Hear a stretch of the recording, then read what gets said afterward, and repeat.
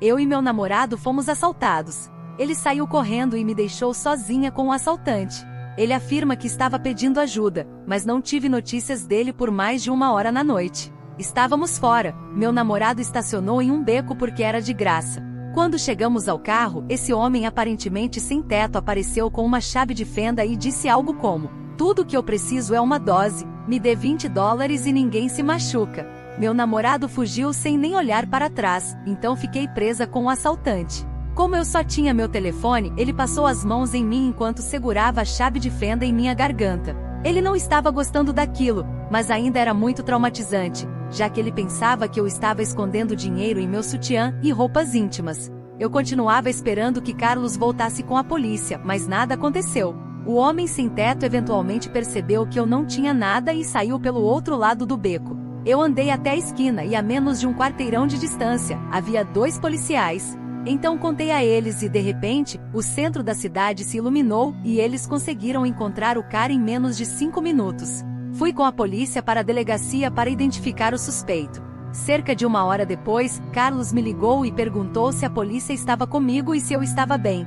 Explode com ele, dizendo que estava na maldita delegacia de polícia há 1 hora. Ele tentou me dizer que estava com muito medo e não sabia o que fazer, então correu imediatamente para a polícia. Eu disse que ele era um mentiroso, porque os 2 policiais que encontrei estiveram lá a noite toda e ele deve ter passado por eles. Depois de muita discussão, ele admitiu que havia ido se esconder em um parque cerca de 3 quarteirões de distância e continuou se escondendo quando ouviu todas as sirenes, porque achava que eu tinha sido ferida ou algo pior. Eu disse a ele para vir me buscar, mas ele disse que não podia porque não gosta de policiais e tem medo de que eles o prendam.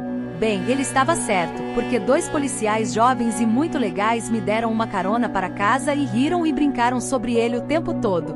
Ontem ele finalmente ligou por volta do meio-dia e eu disse a ele para não se incomodar, que tínhamos terminado.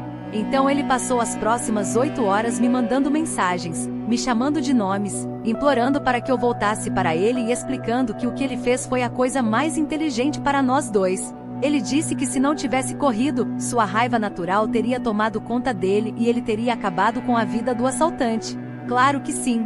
Minha pergunta é: como devo me sentir após o término? Devo deixá-lo com alguma dignidade?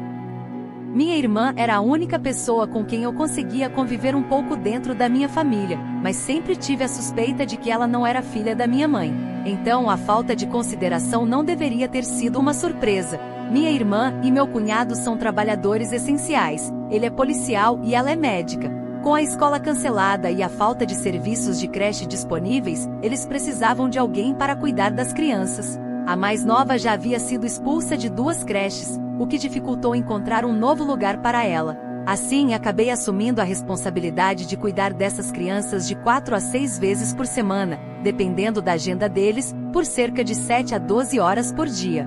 Inicialmente fui informado de que seria pago pelo meu trabalho, mas apenas quando eles recebessem o pagamento. Então recebi uma mensagem no celular informando que seriam $85 por semana, independentemente de quantas vezes eu cuidasse das crianças, de 4 a 6 vezes por semana. No entanto, quando eles finalmente receberam o pagamento, minha irmã me deu apenas $55 e disse que era pelo serviço de babá. Fiquei confuso e disse a ela que não era isso que tínhamos combinado. Fui informado de que deveria ser grato porque ela estava me alimentando, mas na verdade eu comprava minha própria comida e muitas vezes, tinha que comprar também a comida das crianças para o almoço. Além disso, fui informado de que minha função seria apenas passar o tempo me divertindo e jogando videogame com meus sobrinhos.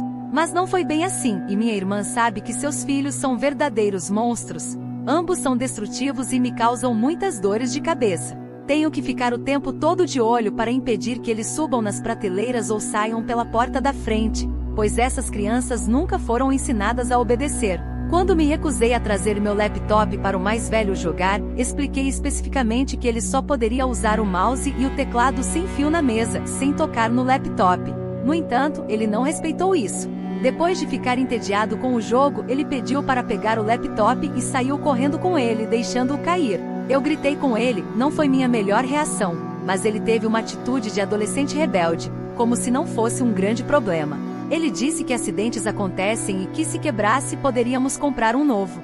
Eu disse a ele que ele seria o responsável por substituir o computador de $1.600, mas desde aquele dia, ele tem sido um verdadeiro saco de problemas. Chora e reclama o tempo todo por eu não ter trazido o laptop para ele jogar. Tenho que lidar com essas crianças me atacando o tempo todo, e não posso fazer nada a respeito. São verdadeiros monstros. E a única razão pela qual concordei em fazer isso foi porque minha irmã é minha irmã e ela precisava. Devemos sempre pensar se vale a pena ajudar mesmo sendo parente. Há alguns anos, meu irmão resolveu se casar com minha cunhada. Eu me aproximei bastante dela e de seus filhos, referindo-me a eles como meus sobrinhos de verdade, em vez de sobrinhos por casamento. Além disso, meu irmão já tinha 2 filhos biológicos, que os sobrinhos por casamento consideravam como irmãos. A dinâmica familiar era ótima. Quando descobriram que eu gostava de videogames e trabalhava com tecnologia, meus sobrinhos ficaram super interessados. Eles queriam jogar jogos de PC, e eu já tinha planejado montar um computador para cada um deles. Mas aqui vem a parte engraçada. Lá estava eu, alguns meses antes do Natal, ligando para meu irmão. Ele me disse que a irmã da minha cunhada, a temida Karen, tinha convidado a família para passar o Natal com ela. Eu fiquei preocupado porque eu só tinha comprado presentes para as crianças do meu irmão. Mas ele me tranquilizou, dizendo que haveria uma troca de presentes e que todo mundo receberia presentes. Então embrulhei os presentes, peguei minha mãe e fomos para a casa da Karen. Depois de uma noite entediante, finalmente chegou a hora da troca de presentes. A atenção de todos estava voltada para os presentes, e assim que alguém recebia um, já procurava outro. Eu mantive meus presentes escondidos até o final.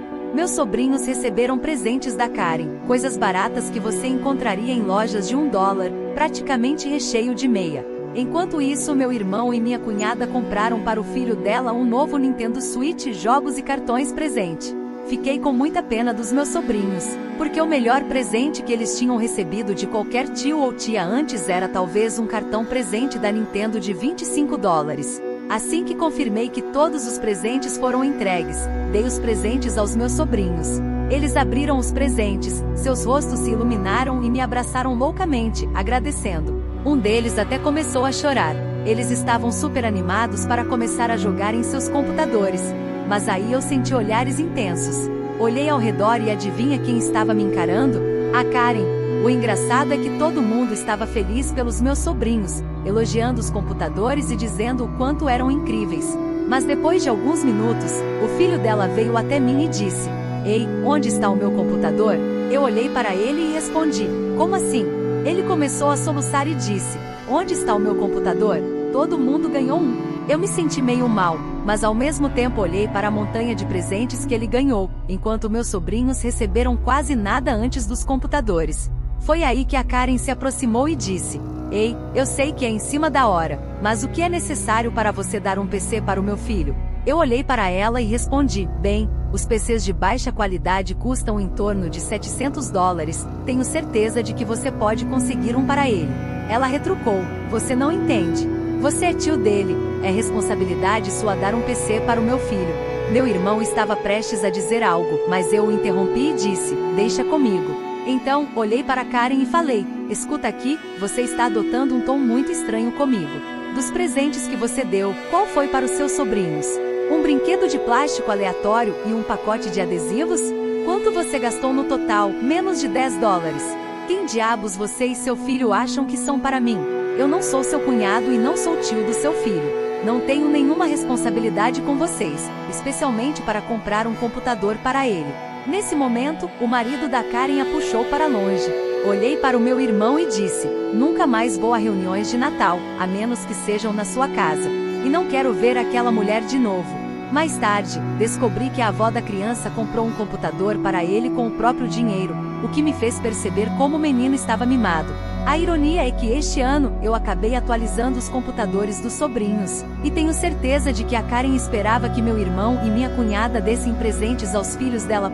Enquanto fingiam ter dado presentes aos meus sobrinhos, apenas dando a eles $50 para dividir entre os 4. História paralela. Aparentemente, houve um tempo antes de meu irmão conhecer minha cunhada em que seus filhos ganharam novos telefones de Natal. A criança mais nova tinha acabado de atingir a idade em que ter seu próprio celular era aceitável. A Karen, no entanto, ficava falando mal da minha cunhada, dizendo que os filhos eram jovens demais para ter seus próprios telefones. Mas adivinha só? No dia seguinte, ela levou o filho dela para comprar um novo iPhone, mesmo ele sendo 5 anos mais novo que meus sobrinhos. Meu irmão e minha cunhada concordaram em nunca mais participar de eventos com a Karen, devido ao jeito dela. Meus pais, infelizmente, sempre acreditaram que sou uma pessoa fracassada. Porém, sou uma pessoa que alcançou sucesso em minha vida. Nunca tive coragem de contar a eles a verdade, porque eles são aproveitadores. Meu pai nunca foi uma pessoa agradável, sempre me diminuindo e esperando que eu não conseguisse chegar a lugar algum.